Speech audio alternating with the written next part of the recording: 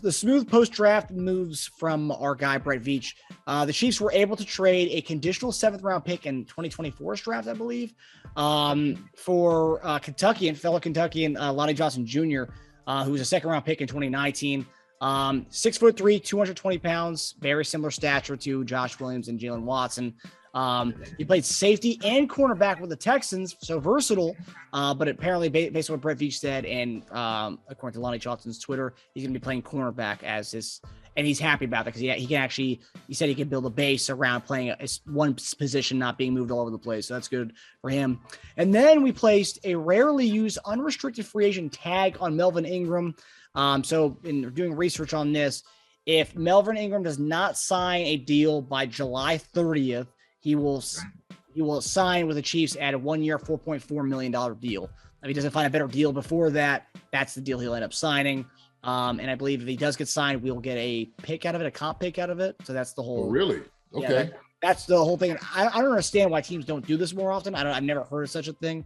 But we weren't the only team that did it. We did that, and Baltimore Ravens did that on Justyn Houston as well. So 2 edge guys on the same day got the same unrestricted free agent tag on them. So JD, I know all offseason you've been talking about bringing Melvin back. What do you think about these moves and bringing in also another Kentuckian on the team? Dude, I think it's a wonderful move. I think it's, to me, strategically. You're doing what's right for the team, for the defense, no doubt about it. Lonnie Johnson, man, he's a physical guy, physical corner. I like his length. Him playing corner out there, he gets to be physical against these wide receivers out there. And so I like it. I like Lonnie coming in and playing. And now he's got Justin Reed right next to him. You know, him jokers back in the secondary together. So they're going to have a lot of, chemistry working together, man. Just a little bit more of that juice working at secondary. So it's always good, man. Sometimes just getting there, seeing your guy that you've been playing with for a couple of years, like, hey, man, this is cool. And he's going to do well, man.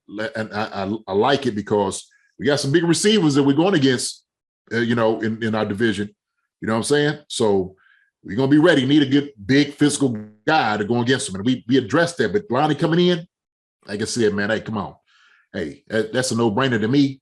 And then you talk about, bringing Melvin back too. If we don't, without a doubt, Melvin Ingram to me is, I said we needed this voice last year. And you could tell the dynamics of the defense changed in the locker room because he just brought in a veteran presence, had a veteran voice, and the things he was able to do out there on the field, I mean, it invigorated the defense. You could tell when guys were making a play, all of a sudden, whop, you know what I'm saying? Melvin would come in and hit a dude underneath his chin. You're like, woo, that's what you need. You need a guy like that. And so, shoot, I hope, man, we able to get him back.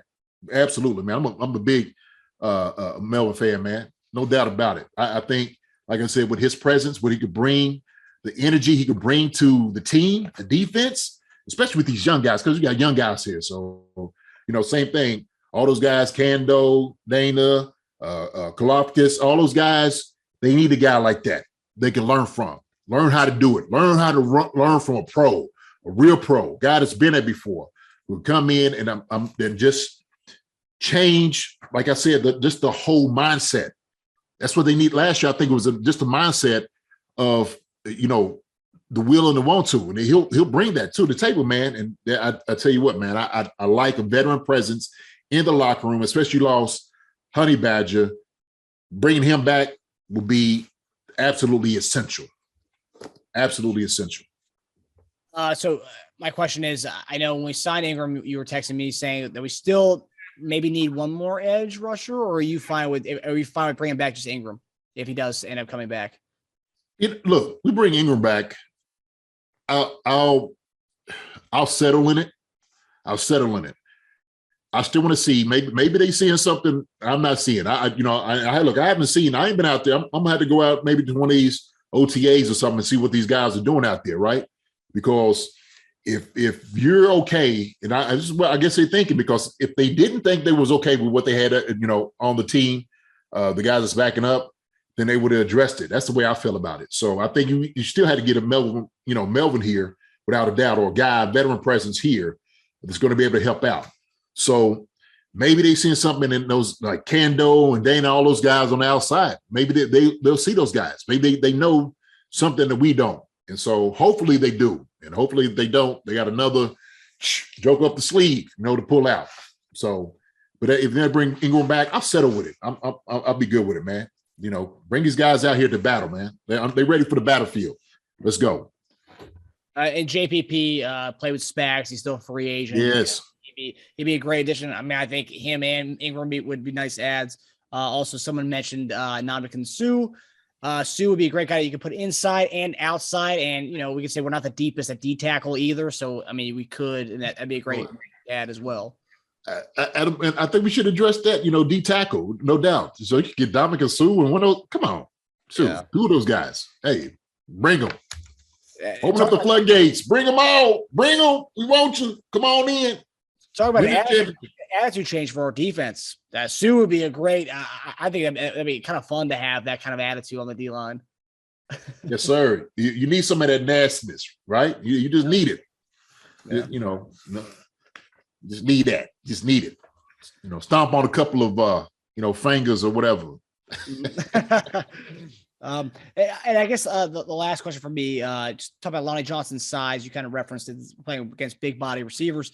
But what does it say to you that we kind of made this emphasis on the DBs in the draft, but like bigger guys, and then also Lonnie Johnson is kind of cementing, hey, this is the kind of look we're going for. We're going 5'11" plus guys. We're going big body guys who can tackle, and they're just big dudes, but bigger cornerbacks. What does it say to you about what we're trying to show in our defense? I think it's just an intelligent pick. I mean, you got to be consistent in what you're thinking about, what you're trying to do, what you're going against on the other side. That's when I've said this before, and I said it on Twitter. I said, man, you got to address what you got on the other side of you. And so if you're sitting over here, you got, Lamborghinis and all these other, you got to deal with that. You got to deal with their speed. You got to deal with their size. So you got to have, guys that can combat that, and if you're sitting over here and you're, playing chess, right? You got to think about, how do you defeat your opponent? Okay. What do you do? So you can't come in with like little pieces of playing against, the queen and all the, your power pieces, and you're just using pawns. Look, you got to bring, the queen against a queen. You got to bring, the bishop against a bishop. You got to bring these things against these things. And so that's what it's all about, competing with what you have on the other side. I mean, that's the truth. I mean, you think about it, that's what teams did with us. They address pass rush. They address, having guys who's going to get after Patrick, and they're getting guys that's going to be, be able to spy, get out and work in 8-man deep or whatever, sitting the guys 8-man back and stuff like that. Like they had to adjust to what we were doing offensively. And so we had to do the same thing as well on the other side. So we're sitting there saying, like, look, you got Devontae Adams out here. You got Cortland Sutton. You got all these guys in the AFC. We got to have guys go against them. Our Joe got to be as good as your Joe or better. That's how it works. Bottom line, I can't sit there and watch my gate burnt all day, every day, and thinking about, well, Patrick Mahomes is going to score 50 points for us. No, we ain't doing that. We're not doing that. We can't have that. Ain't going to happen every game. So this is what we do. Go get the big guys. Go get the big guns. Go get the big dogs. So get the big dogs, chase at these cats. That's what I look at, man. So that's consistent with me as far as like what they wanted to address, and they've done that. And so I'm excited. I'm excited to get ready for the season, to be honest with you. Yeah. Who's going to be on the 53-man roster? But man, I see a lot of teams because of what we addressed in the draft and what we get in the free agency and stuff like that. Everybody's back on notice. Hey, everybody, boop, taking notes. Yep. Uh-oh, it's what the Chiefs did. So be ready. Before then, man, we just looked like the shell of our former selves. They was like, you can't get it. Nah, man, come on, Chiefs. They ain't got nobody. They lost Tyreek Hill. Who they got now? They ain't got nobody. Okay. Brett Veach now. Hand over the head. Hand over the head. We got you. Hand. Here go one more. And if this pans out, like we said last week, I think we're going to be starting a trend here in the NFL where, like, you don't have to pay your top notch receiver $30 million a year. You can trade a lot, get a lot of assets, and build a solid team around them. And I think we're setting that example. Hey man, I got to be a ceiling. It has to be. At some point, people's like, look, we are just not going to pay that money. We're just, it's what teams are going to do. They're going to just unload that headache and that, price tag onto somebody else. So.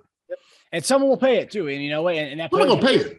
That player will be deserving of it, and a team will want that. They want to put butts in the seats. They want to sell jerseys. There you go. Right. No doubt about it. No doubt about it, man. But some guys are going to be thrifty about what they do. Brett Veach is going to be one. Yeah, exactly. Exactly. I mean, as long as you have 1.5, you can do what we did, So right. They're going to pay that joker, and you should. So yeah. Which I don't understand why Tennessee did what they did with AJ Brown. I get the whole trying to get more parts around, but like you guys are competing. You guys were the 1 seed in the AFC last year. Now what are you doing though? You're paying Tannehill. You're not paying Mahomes. You know what I mean? It's right. But but you go get a guy like AJ Brown, you get Traylon Burks. You know what I'm saying? I said essentially that's what you're doing, right? You just basically getting a younger version of him. You're hoping. You're hoping. And you don't have to pay it at pricey tag. Yeah. So I don't know. I know Vrabel was a little upset with it, but man. It's going to be interesting around the AFC next year. I know everyone wants to say the AFC West, the Broncos are the other team to beat in the AFC West. Everyone's been saying the Chargers are the team to beat for the last 5 years. I don't understand that, but it's going to be interesting to see this year because I think it's going to – a lot of these experts and these pundits out there are going to be feeling dead wrong in what they've been saying over the last few months since the start of the offseason. Look, all that is despise and hate of the Chiefs. That's all it is. They want anybody else to win but Chiefs and the Mahomes. They don't want anybody else to win, right? I get it. Everybody gets tired of the guys winning the same thing over and over again. They want somebody new. Get same thing. Get tired of them winning up there with the Patriots. Yeah. Couldn't stand them winning all the time. You want somebody else coming in. So that's why we want to talk Justin Herbert as being the best, or, Josh Allen is being the best and all that. Joe Burrow is being come on, man. Cut it out. They ain't going to do that. All right, y'all know what it is. So get your popcorn, get everything ready, baby. This going to be a hopping time in Arrowhead. Oh, I'm sorry, GHA or whatever that field is called. Hi, everybody. Thanks for watching. Subscribe here to get the latest from the show. Also, be sure to check out the best clips from Chief Concerns. And if you prefer to listen to the show, subscribe and follow us on Apple Podcasts, Spotify, and anywhere else you get podcasts.